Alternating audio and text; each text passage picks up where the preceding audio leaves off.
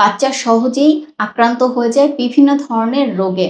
রাস্তার খাবার হোক কিংবা দামি রেস্টুরেন্ট, সব জায়গাতেই আসলে দেখা যায় বাচ্চার শরীরে ক্ষতি হবে এই ধরনের খাবারগুলোই বিক্রি হয়ে থাকে। আসসালামু আলাইকুম, আমি পুষ্টিবিদ নাইমা রুবি। আপনারা অনেকেই জানেন আমি বাচ্চাদের নিউট্রিশন বা চাইল্ড নিউট্রিশন নিয়ে কাজ করি। SIPL ফাউন্ডেশন হসপিটালে আছি ডায়েটিশিয়ান হিসেবে এবং নিউরোজেন হেলথ কেয়ারে আমি চেম্বার করছি নিয়মিত। বাচ্চাদের শারীরিক মানসিক বৃদ্ধি নিয়ে আমি আমার চ্যানেল এবং পেজে অনেকগুলো কথা বলেছি, অনেক ভিডিও আপনারা পাবেন। আজকে খুব গুরুত্বপূর্ণ একটা টপিক নিয়ে কথা বলবো, সেটি হচ্ছে বাচ্চার রোগ প্রতিরোধ ক্ষমতা। বাচ্চার রোগ প্রতিরোধ ক্ষমতাটা খুব ইম্পর্টেন্ট। এটা যদি বাধাগ্রস্ত হয় তাহলে বাচ্চার শারীরিক মানসিক বিকাশটাও কিন্তু বাধাগ্রস্ত হবে। একটা বাচ্চা সে খুবই দুরন্ত থাকবে, হেঁটে চলে হেসে খেলে বেড়াবে, কিন্তু যদি তার রোগ প্রতিরোধ ক্ষমতাটা সুন্দর না থাকে, সঠিক না থাকে, তাহলে কিন্তু দেখবেন আপনার বাচ্চা নেতিয়ে যাচ্ছে এবং ঘন ঘন অসুখ হওয়ার কারণে তার শারীরিক মানসিক বিকাশ বাধাগ্রস্ত হচ্ছে। শুধুমাত্র বাচ্চা নয়, বাসায় যদি একটি বাচ্চা শারীরিকভাবে দুর্বল থাকে, অসুখে আক্রান্ত হয়ে যায় সহজেই, তখন কিন্তু পরিবারের অন্যান্য সদস্যের মনও খারাপ থাকে, তারা দুশ্চিন্তাগ্রস্ত হয়ে পড়ে। আজকে সেজন্য রোগ প্রতিরোধ ক্ষমতা নিয়েই কথা বলবো। বাচ্চাদের রোগ প্রতিরোধ ক্ষমতা গড়ে ওঠার জন্য অনেক কিছু জিনিসই খেয়াল করতে হবে।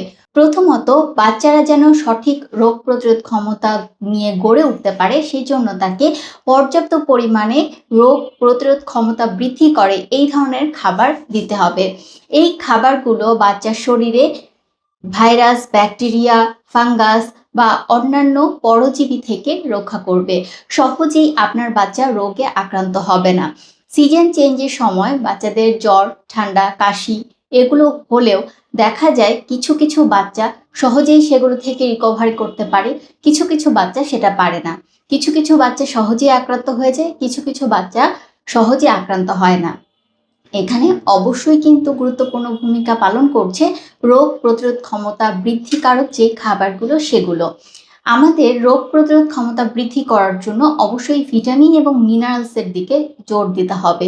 সেজন্য অবশ্যই আমাদেরকে খেয়াল রাখতে হবে বাচ্চার খাদ্য তালিকায় যেন পর্যাপ্ত পরিমাণে শাক, সবজি এবং দেশীয় ফল থাকে, কারণ এগুলোতে যেই ভিটামিন এবং মিনারেলসগুলো বাচ্চা পাবে সেগুলোতেই তার শরীরে রোগ প্রতিরোধ ক্ষমতাটা আস্তে আস্তে গড়ে উঠবে।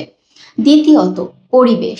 বাচ্চা পর্যাপ্ত পরিমাণে পুষ্টিকর খাবার গ্রহণ করার পরেও যদি পরিবেশটা দূষিত থাকে, কিংবা সে যেই জায়গায় ঘুমাচ্ছে, খাচ্ছে, খেলাধুলা করছে কিংবা যেই কাজটাই করছে সেটা যদি দূষিত হয়, তাহলে বাচ্চা সহজেই রোগাক্রান্ত হয়ে যাবে এবং ঘন ঘন রোগাক্রান্ত হয়ে যাওয়ার কারণেও কিন্তু রোগ প্রতিরোধ ক্ষমতা আস্তে আস্তে কমতে থাকে।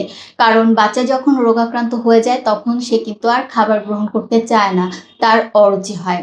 3 নম্বর হচ্ছে, বাচ্চা খাবার গ্রহণ করছে কিন্তু সেটা যদি পরিচ্ছন্ন না থাকে, জীবাণুমুক্ত না থাকে, তাহলে কিন্তু বাচ্চার এই খাবার গ্রহণ করাটা তার শরীরের জন্য উপকার হবে না।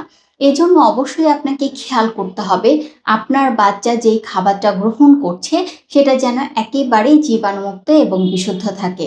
পানি যেটা গ্রহণ করছে সেটা কিন্তু অবশ্যই অবশ্যই বিশুদ্ধ পানি হতে হবে। যেই জায়গা থেকে গ্রহণ করছে, যেই পাত্রে নিয়ে গ্রহণ করছে, এবং যদি খাবার হাত দিয়ে গ্রহণ করে থাকে, হাত পরিষ্কার পরিচ্ছন্ন আছে কিনা সেটা খেয়াল রাখা খুবই গুরুত্বপূর্ণ। এর মাধ্যমে যদি বাচ্চার শরীরে জীবাণু ঢুকে যায়, বাচ্চা কিন্তু সহজেই রোগাক্রান্ত হয়ে যাবে। তারপরের ব্যাপারটা আছে বাইরের খাবার গ্রহণ করা। বাইরের খাবার একে কোনো ধরনের পুষ্টি উপাদান দিবে না, দ্বিতীয়ত যেভাবে তৈরি হয় সেটা বাচ্চার জন্য কখনোই হচ্ছে ভালো ফলাফল বয়ে নিয়ে আসে না। বাচ্চা সহজেই আক্রান্ত হয়ে যায় বিভিন্ন ধরনের রোগে। রাস্তার খাবার হোক কিংবা দামি রেস্টুরেন্ট, সব জায়গাতেই আসলে দেখা যায় বাচ্চার শরীরে ক্ষতি হবে এই ধরনের খাবারগুলোই বিক্রি হয়ে থাকে। সেজন্য খেয়াল করবেন আপনার বাচ্চা কোন জায়গা থেকে খাবার গ্রহণ করছে, কখন গ্রহণ করছে, সেই খাবারটা কতটুকু পরিষ্কার পরিচ্ছন্ন আছে এবং অবশ্যই খেয়াল করতে হবে সেই খাবারগুলো বাচ্চার স্বাভাবিক খাবারের যে রুচি সেটা নষ্ট করে ফেলছে কিনা। একেবারেই লাস্টে বলবো বাচ্চার ঘুমটা অবশ্যই ইম্পর্ট্যান্ট। কারণ যখন আমরা ঘুমিয়ে থাকি তখন আমাদের শরীরের সেলগুলো, বিভিন্ন অর্গানগুলো রেস্ট করে এবং পরে পুরো দমে কাজ করার জন্য কিন্তু এনার্জি পায়। বাচ্চার যদি ঘুম পর্যাপ্ত না হয় তাহলে তার শরীরে সহজেই রোগাক্রান্ত হয়ে যাওয়ার যে ব্যাপারটা সেটা কিন্তু ঘটতে থাকবে। তাই অবশ্যই আজকে যে পয়েন্টগুলো বলেছি সেগুলো খেয়াল করবেন। খেয়াল করে আপনার বাচ্চার উপরে সবগুলো দেখবেন, ধীরে ধীরে অ্যাপ্লাই করার চেষ্টা করবেন। যদি এগুলো মেনে চলেন তাহলে অবশ্যই আপনার বাচ্চা অন্যান্য ৮-১০টা বাচ্চার চেয়ে বেশি রোগ প্রতিরোধ ক্ষমতা নিয়ে বড় হয়ে উঠবে। অবশ্যই আমি আপনার বাচ্চাদের জন্য অনেক অনেক শুভকামনা জানাচ্ছি। তারা যেন সুস্থ, সবল শৈশব এবং কৈশোর নিয়ে বড় হয়ে উঠতে পারে।